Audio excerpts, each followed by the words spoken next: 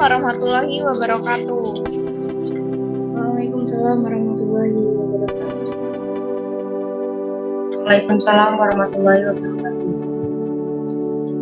Selamat datang di podcast kami kelompok 4, mahasiswi pendidikan guru sekolah dasar Universitas Lampung, angkatan 2021.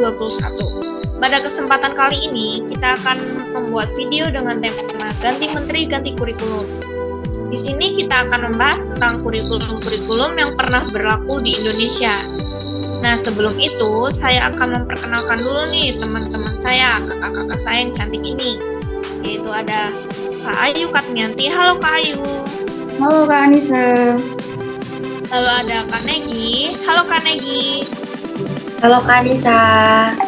Lalu ada Kak Nofrida. Halo Kak Nofrida. Halo Kak Anissa. Dan saya sendiri, Anissa Dian Pratiwi. Gimana nih kakak-kakak kabarnya hari ini? Alhamdulillah baik Kak. Alhamdulillah baik Kak.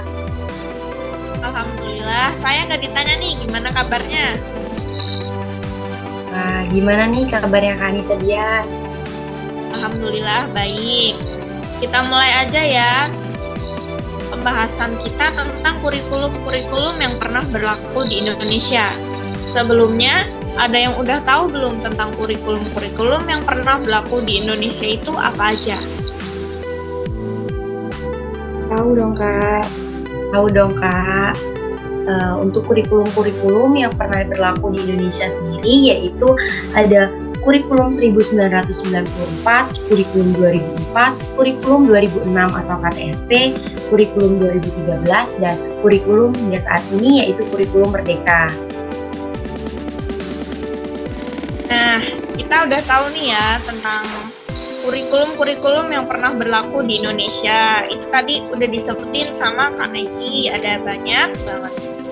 Lalu di sini kita juga tentunya tahu ya kurikulum di Indonesia itu dari waktu ke waktu, dari masa ke masa selalu mengalami perubahan dan juga pergantian. Kita juga tahu penyebab pergantian kurikulum tersebut bisa karena kemajuan teknologi, kemajuan informasi, dan perbedaan karakter di setiap generasi. Namun, di sini kita nggak akan bahas nih tentang penyebab tersebut, tapi kita akan mengulik lebih dalam lagi mengenai kurikulum KTSP, kurikulum 13, dan juga kurikulum Merdeka. Untuk yang pertama,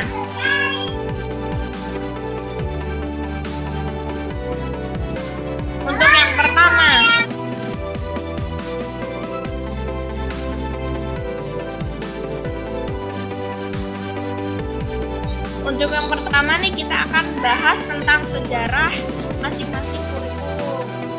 Apa yang melatar belakangi terbentuknya kurikulum tersebut. Nah, untuk kakak-kakak bisa nih dijelaskan gimana sih sejarah?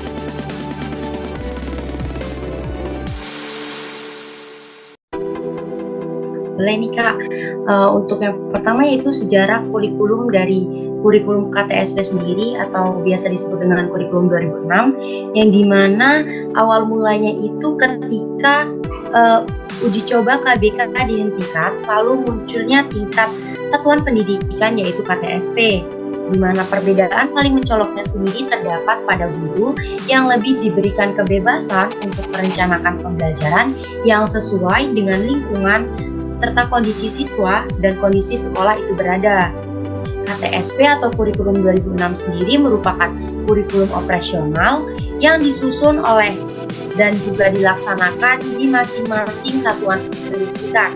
KTSP merupakan kurikulum yang disusun sekolah ataupun madrasah yang mengembangkan dari standar kompetensi atau SK dan juga kompetensi dasar atau KD dengan menyesuaikan potensi yang ada di daerah tersebut. Itu sih Kak untuk sejarah dari kurikulum 2006 sendiri. Nah, kalau sejarah dari kurikulum 2013 atau yang biasa disebut atau kurikulum 2013 atau K13 ini merupakan kurikulum yang diterapkan oleh pemerintah untuk menggantikan kurikulum 2016 atau yang tadi udah disebutin sama Kak Negi, kurikulum KTSP. kurikulum 2013 ini memiliki 4 aspek penilaian, yaitu aspek pengetahuan, aspek keterampilan, aspek sikap, dan perilaku. Di dalam kurikulum 2013 ini, terutama di dalam materi pembelajarannya, terdapat materi yang dirampingkan dan materi yang ditambahkan. Adapun materi yang dirampingkan itu terlihat ada di materi Bahasa Inggris Indonesia, IPS, PPKN, dan sebagainya. Sedangkan materi yang ditambahkan itu terdapat di dalam materi matematika. Begitu Kak, kalau sejarah dari kurikulum K13.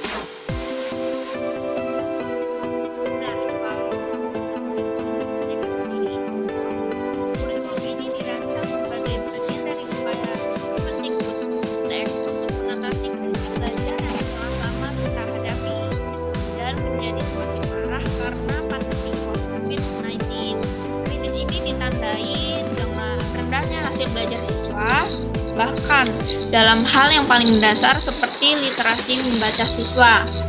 Wah, terima kasih banyak Kak Nofrida dan juga Kak Ayu yang sudah menjelaskan tentang sejarah kurikulum KTSP dan K13. Perbedaannya tentu kita tahu sangat jelas ya, tergantung bagaimana kondisi dari situasi pendidikan itu sendiri. Nah, di sini kita juga tahu bahwa tiap kurikulum pasti memiliki kebijakan masing-masing. Coba dong kakak-kakak semua bisa dijelasin tentang kebijakan masing-masing kurikulum tersebut. Untuk kebijakan dari kurikulum 2006 sendiri atau KTSP, yaitu pemerintah pusat ini menetapkan standar kompetensi dan juga kompetensi dasar, sedangkan sekolah yang dimana dalam hal ini guru dituntut untuk lebih mampu dalam mengembangkan dan juga mengembangkan dalam bentuk silabus dan penilaiannya yang sesuai dengan kondisi sekolah dan juga daerahnya, yang dimana hasil dari pengembangan ini semua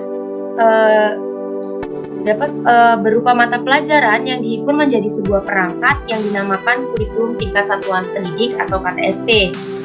Penyusunan KTSP ini menjadi tanggung jawab sekolah yang berada di bawah binaan pemantauan dinas pendidikan dan wilayah di daerah setempat. Kurikulum berbasis kompetensi ini diarahkan untuk mengembangkan pengetahuan, pemahaman, kemampuan, nilai, sikap, dan juga minat dari peserta didik agar dapat melakukan suatu dalam bentuk kemahiran, ketetapan, dan keberhasilan, serta tanggung jawab dari peserta didik itu sendiri.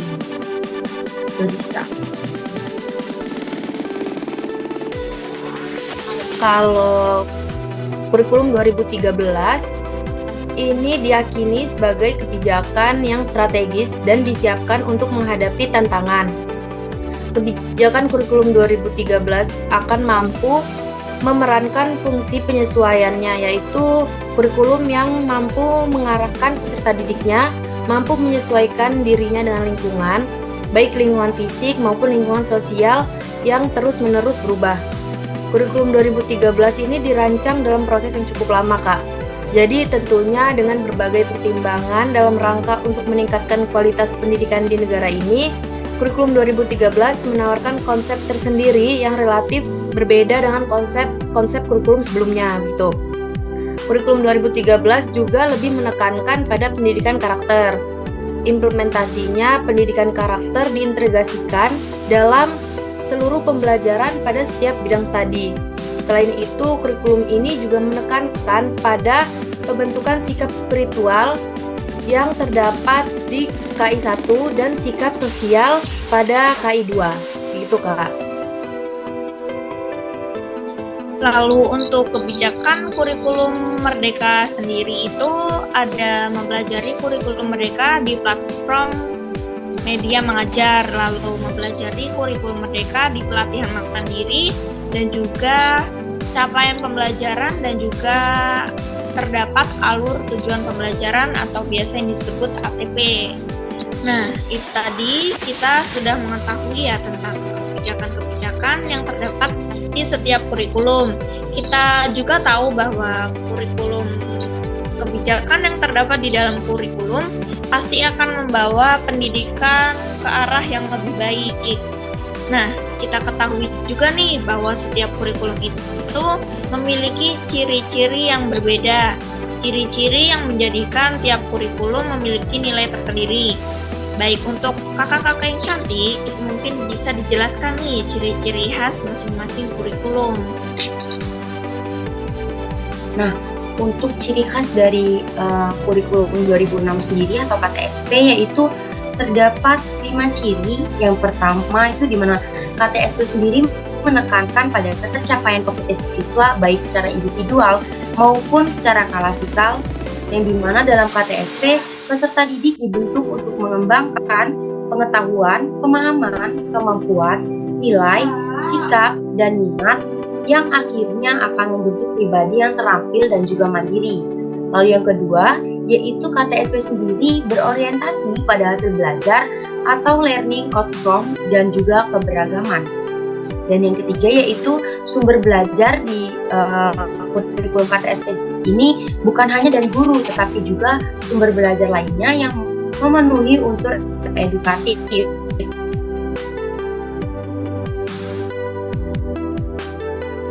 Karena menggunakan pendekatan dan juga metode yang sangat variasi.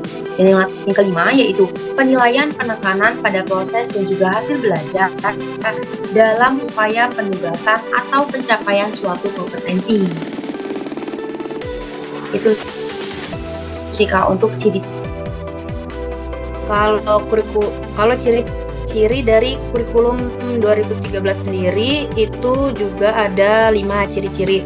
Yang pertama, tiap mata pelajaran mendukung semua kompetensi sikap, keterampilan, dan pengetahuan yang terkait satu dengan lain, serta memiliki kompetensi dasar yang diikat oleh kompetensi inti di setiap kelas. Yang kedua, konsep dasar pembelajaran mengedepankan pengalaman individu melalui observasi yang meliputi menyimak, bertanya, dan lain-lain yang tujuan utamanya adalah untuk meningkatkan kreativitas siswa. Selanjutnya yang ketiga, pendekatan pembelajaran pada kurikulum 2013 ini menggunakan pendekatan student center, yang artinya proses pembelajaran berpusat pada siswa. Guru di sini hanya berperan sebagai fasilitator atau pendamping dan pembimbing siswa dalam proses pembelajaran. Selanjutnya yang keempat, kurikulum 2013 ini berorientasi pada pengembangan kompetensi, bukan saja domain kognitif, tetapi aspek afektif dan psikomotor perlu dikembangkan secara komprehensif. Yang terakhir, yang kelima, yaitu penilaian untuk mengukur kemampuan pengetahuan, sikap, dan keterampilan hidup siswa yang diarahkan untuk menunjang dan memperkuat pencapaian kompetensi yang dibutuhkan oleh siswa di abad ke-21. Dengan demikian, penilaian yang dilakukan sebagai bagian dari proses pembelajaran adalah penunjang pembelajaran itu sendiri. Begitu kalau ciri-ciri dari kurikulum ke-13. Baik, sedangkan kalau ciri-ciri di kurikulum Merdeka sendiri itu pembelajarannya berbasis proyek dengan tujuan untuk pengembangan soft skill dan juga karakter sesuai profil belajar Pancasila. Lalu yang kedua, kurikulum ini berfokus pada materi esensial sehingga ada waktu cukup untuk pembelajaran yang mendalam bagi kompetensi dasar seperti literasi dan juga numerasi. Lalu yang ketiga, adanya fleksibilitas bagi guru untuk melakukan pembelajaran yang sesuai dengan kemampuan siswa, serta melakukan penyesuaian dengan konteks dan muatan lokal. Dan yang terakhir, jam pelajaran dihitung per tahun. Nah, itu tadi kita sudah tahu ya tentang ciri-ciri atau ciri khas di setiap kurikulum. Lalu yang selanjutnya itu gimana sih Kak struktur kurikulum itu sendiri? Coba boleh dijelaskan? Nah, untuk struktur dari kurikulum KTSP sendiri merupakan susunan mata pelajaran yang harus ditempuh oleh peserta didik dalam kegiatan pembelajaran. Muatan lokal dan juga kegiatan pengembangan ini merupakan bagian dari integral yang terdapat dari unsur kurikulum pada jenjang pendidikan dasar dan juga menengah. Pengembangan struktur kurikulum sendiri dapat dilakukan dengan beberapa cara, yaitu yang pertama, kita dapat mengalokasikan waktu pembelajaran tatap muka seluruh mata pelajaran. yang dimana untuk alokasi waktunya untuk kelas 1 dan kelas 2 yaitu sebanyak 27 alokasi waktu, dan untuk kelas 3 sampai dengan kelas 6 itu sebanyak 32 alokasi waktu. Lalu yang kedua yaitu kita memanfaatkan 4 jam tambahan untuk menambah jam pembelajaran pada mata pembelajaran tertentu atau menambah pelajaran baru. Yang ketiga yaitu kita dapat mencantumkan jenis mata pelajaran muatan lokal dalam struktur kurikulum. Dan yang keempat yaitu kita tidak boleh mengurangi mata pelajaran yang tercantum dari standar isi. Itu aja sih Kak untuk struktur dari KTSP sendiri. Nah, kalau struktur dari kurikulum 2013 itu merupakan pengorganisasian dari kompetensi inti, kompetensi dasar, muatan pembelajaran, mata pelajaran, dan beban belajar pada setiap satuan pendidikan dan program pendidikan. Adapun struktur kurikulum untuk SD atau MI terdiri atas mata pelajaran umum kelompok, yaitu A adalah kelompok mata pelajaran yang merupakan program kompetensi sikap, pengetahuan, dan keterampilan peserta didik sebagai dasar penguatan kemampuan dalam kehidupan bermasyarakat, berbangsa, dan bernegara. B adalah kelompok mata pelajaran yang merupakan program kurikuler yang bertujuan untuk mengembangkan kompetensi sikap, pengetahuan, dan keterampilan peserta didik terkait lingkungan dalam bidang sosial, budaya, dan seni. Di sini khusus untuk MI itu dapat ditambahkan dengan mata pelajaran keagamaan yang telah diatur oleh Kementerian Agama. Begitu, Kak.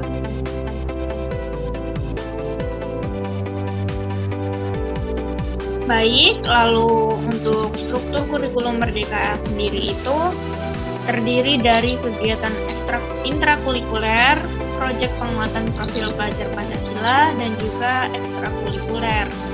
Alokasi jam pelajaran pada struktur kurikulum ini dituliskan secara total dalam 1 tahun dan dilengkapi dengan saran alokasi jam pelajaran jika disampaikan secara reguler atau mingguan.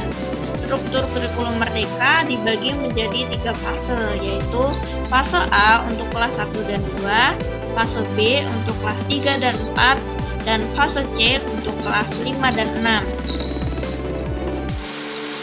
Nah, itu tadi struktur dari masing-masing kurikulum yang berlaku di Indonesia. Nah, selanjutnya tentu kita tahu pembelajaran abad 21 ini merupakan pembelajaran yang berbeda dengan abad sebelumnya. Pembelajaran abad 21 mengharuskan siswa untuk memiliki kemampuan literasi atau kemampuan membaca yang cukup baik, lalu pengetahuan, keterampilan, sikap, serta penguasaan yang baik terhadap teknologi. Tentu hal tersebut perlu persiapan yang matang agar generasi abad 21 dapat menghadapi itu semua. Dan paparan tadi, boleh dong dijelaskan kebutuhan abad 21 apa saja yang perlu dimiliki oleh siswa.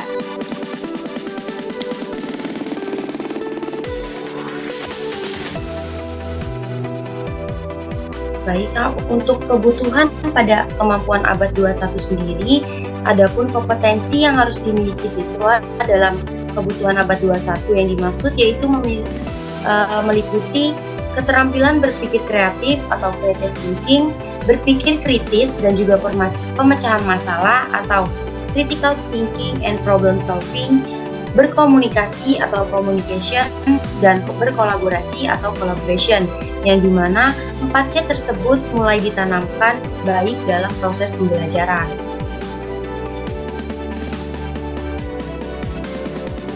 Baik, terima kasih Kak Negi. Jadi kita tahu ya bahwa kebutuhan abad 21 yang kemampuan abad 21 yang wajib dimiliki oleh setiap siswa itu terdiri dari kreatif, berpikir kritis atau pemecahan masalah, mampu berkomunikasi dan juga berkolaborasi. Nah, kita semua tahu bahwa negara, pemerintah maupun sekolah pasti memiliki kesulitan-kesulitan tersendiri dalam penerapan tiap kurikulum. Lalu apa saja sih kesulitan atau permasalahan yang biasa muncul dalam penerapan masing-masing kurikulum.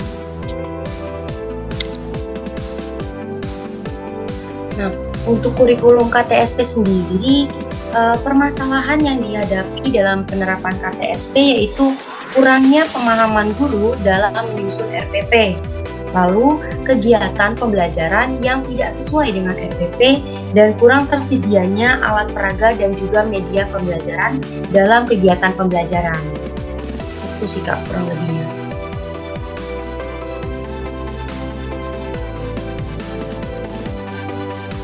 Kalau permasalahan yang dihadapi di dalam kurikulum 2013, itu yang pertama, guru tidak dilibatkan secara langsung dalam pembuatan kurikulum 2013. Sementara guru ini kan adalah pihak yang berinteraksi secara langsung dalam proses pembelajaran dengan para peserta didiknya. Sehingga alangkah lebih baiknya jika kurikulum yang disusun itu melibatkan peran guru. Karena dengan begitu hasilnya juga pasti akan lebih maksimal sesuai dengan kondisi lapangan. Selanjutnya yang kedua, yaitu banyak sekolah yang masih menerapkan KBM konvensional. Padahal KBM konvensional itu seharusnya sudah tidak diterapkan lagi dalam kurikulum ini. Kurikulum 2013 itu menghendaki adanya metode dan konsep belajar yang baru dan inovatif seiring dengan berkembangnya zaman. Yang selanjutnya yaitu masih banyaknya guru yang belum memiliki kesiapan mental dalam menghadapi kurikulum baru ini.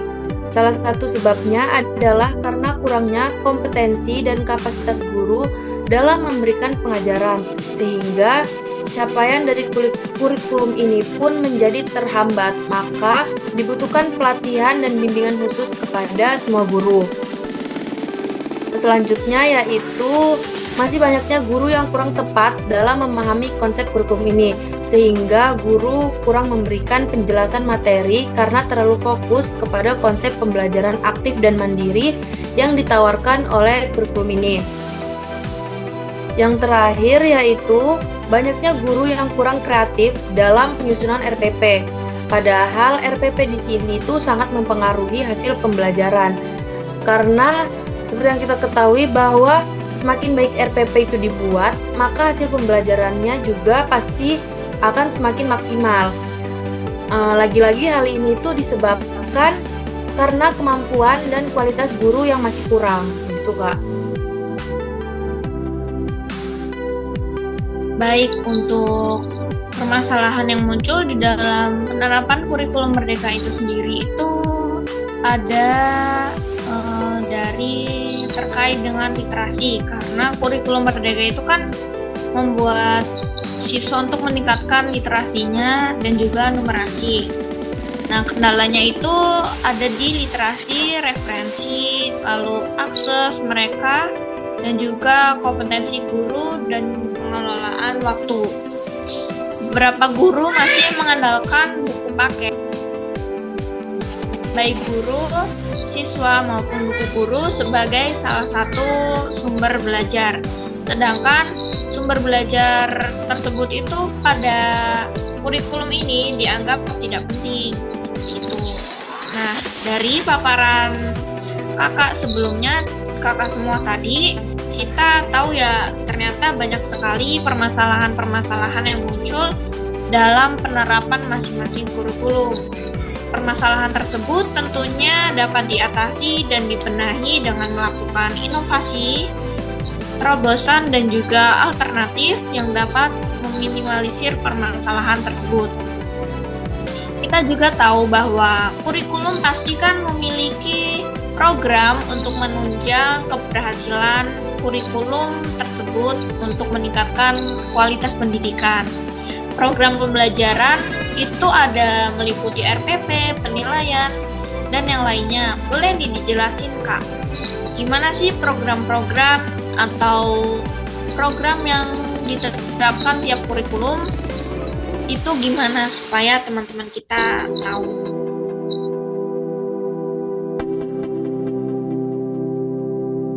Oke, Kak Anissa Dian. Jadi dalam program pembelajaran mencakup dalam program pembelajaran itu kan mencakup RPP, penilaian, kegiatan pembelajaran ya. Jadi yang pertama itu kan tentang RPP. Perlu kakak ketahui nih singkatan dari RPP kan yaitu Rencana Pelaksanaan Pembelajaran. RPP ini merupakan pegangan seorang guru nih dalam mengajar dalam kelas. Yang mana RPP ini dibuat untuk membantu guru dalam mengajar agar sesuai dengan standar kompetensi dan kompetensi dasar. RPP ini di dalamnya berisi pengaturan yang nantinya akan dilakukan saat kegiatan belajar mengajar berlangsung. Tapi nih Kak, ada kemungkinan bahwa kegiatan pembelajaran tidak begitu sesuai dengan RPP sesuai yang direncanakan tadi, karena pada pasalnya kegiatan pembelajaran itu sifatnya situasional. Maka dari itu penting, seperti kata Kak Nofrida tadi, pentingnya dari menyusun RPP secara matang agar proses hingga hasil pembelajaran tidak jauh dari perkiraan. Selanjutnya yaitu tentang penilaiannya nih Kak. Penilaian itu perlu kakak ketahui berfungsi untuk mengetahui pencapaian hasil belajar peserta didik. Penilaian ini juga meningkatkan kemampuan peserta didik dalam belajar. Nah, dalam kurikulum 2013, penilaian ini ditekankan adanya peningkatan dan keseimbangan soft skill dan hard skill yang meliputi aspek kompetensi sikap, keterampilan, dan juga pengetahuan. Manajemen pembelajaran dalam kurikulum 2013 itu terbagi atas 3 tahapan kakak-kakak, yaitu yang pertama perencanaan, pelaksanaan, dan juga evaluasi.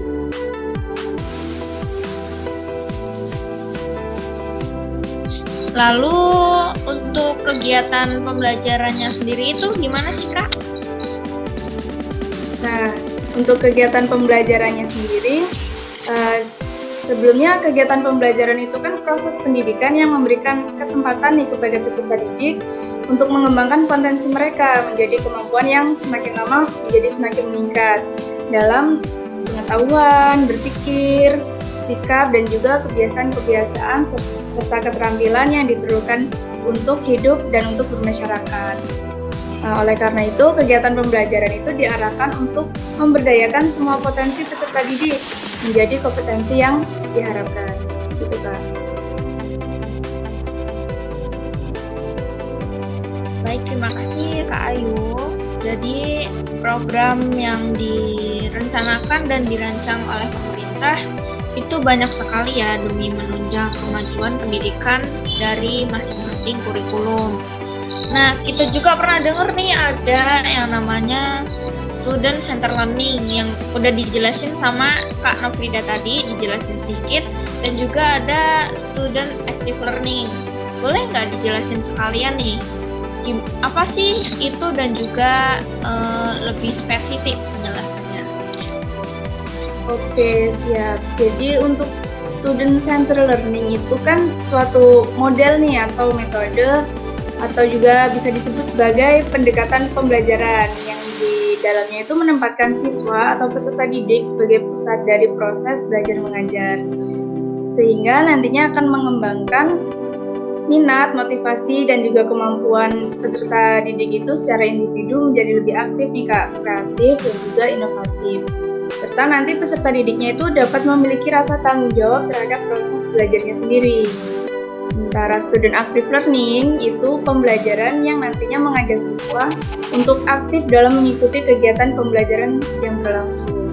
Pembelajaran aktif sendiri di sini yaitu segala bentuk pembelajaran yang nantinya memungkinkan siswa berperan aktif dalam proses pembelajaran, baik dalam bentuk interaksi antar siswa maupun siswa dengan guru dalam proses pembelajaran. Seperti itu Kak. Nah, tadi kan kita dari awal sudah mendengar penjelasan dari masing-masing kurikulum, mulai dari cirinya, kebijakan, dan juga sejarah. Nah, kurikulum ini kan dilakukan perubahan, namun untuk saat ini belum ada kurikulum yang dapat memperbaiki kualitas pendidikan di Indonesia. Menurut kakak-kakak sekalian, kurikulum apa sih yang paling tepat untuk mengatasi meningkatkan pendidikan di Indonesia? Nah, kalau menurutku sendiri sih kurikulum yang tepat untuk diterapkan di Indonesia itu kurikulum 2013, yang dimana kurikulum ini bagus untuk membentuk kreativitas anak dan juga melatih keberanian mereka. Penilaian juga dapat dilihat dari sikap, perilaku, dan keaktifannya di dalam kelas. Jadi guru itu harus sangat teliti dan juga mengamati serta mengawasi perkembangan dari murid-murid itu sendiri. Itu sih Kak.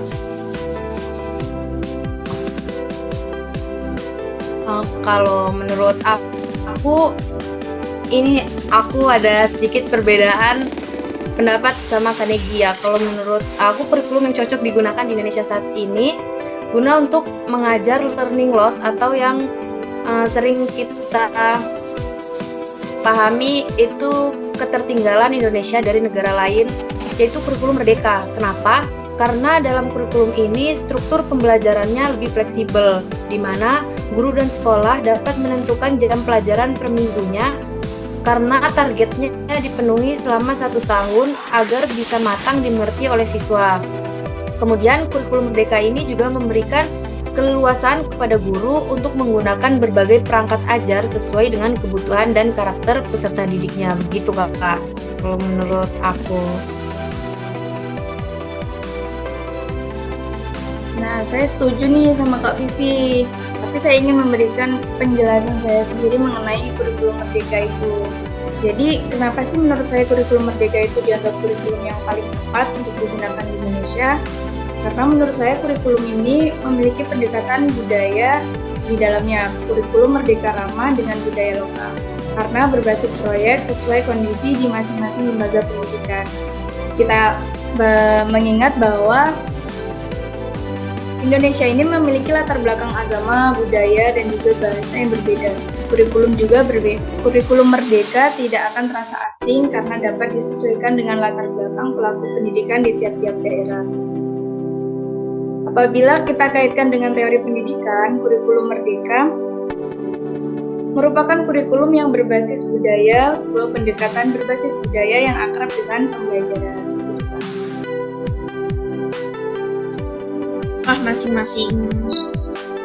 Masing-masing kakak-kakak memiliki pendapat dan juga opini berbeda terhadap kurikulum tersebut. Setiap kurikulum itu pasti memiliki kelebihan dan juga kekurangan masing-masing. Jadi tidak bisa kita menjadi patokan untuk kemajuan pendidikan di Indonesia. Wah, selesai juga nih podcast kita kali ini dengan tema ganti menteri, ganti kurikulum. Semoga podcast ini dapat menambah wawasan dan juga pandangan kita terhadap kurikulum yang diciptakan oleh pemerintah demi menunjang kemajuan pendidikan di Indonesia. Kami memohon maaf apabila terdapat kesalahan kata ataupun ada beberapa kata yang menyinggung. Kami akhiri. Wassalamualaikum warahmatullahi wabarakatuh. Waalaikumsalam warahmatullahi wabarakatuh. Terima kasih kalian bisa Sampai ketemu lagi, kakak. Terima kasih kakak-kakak. Sampai jumpa di podcast selanjutnya.